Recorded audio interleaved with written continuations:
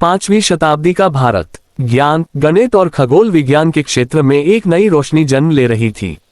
इसी दौर में प्रकट हुए महान गणितज्ञ और खगोलशास्त्री आर्यभट्ट।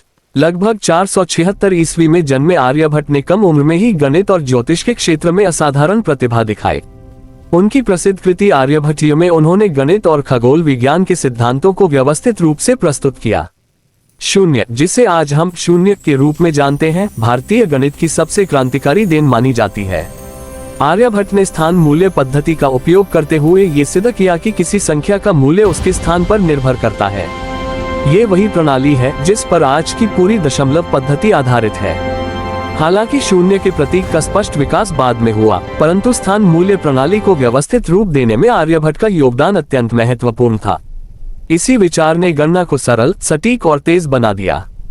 आर्यभट्ट ने केवल गणित ही नहीं बल्कि खगोल विज्ञान में भी अद्भुत कार्य किया। उन्होंने पृथ्वी को गोल बताया और यह भी कहा कि पृथ्वी अपनी धुरी पर घूमती है, एक ऐसा विचार जो उस समय अत्यंत क्रांतिकारी था। उनकी गणनाएं इतनी सटीक थीं कि ग्रहों की स्थिति और सूर्य चंद्र ग्रहण का अनुमान लगाया जा सकता था। भारत से यह ज्ञान अरब जगत में पहुंचा और वहां से यूरोप तक फैला। शून्य और दशमलव पद्धति ने व्यापार, विज्ञान, इंजीनियरिंग और आधुनिक कंप्यूटर तकनीक की नींव रखी।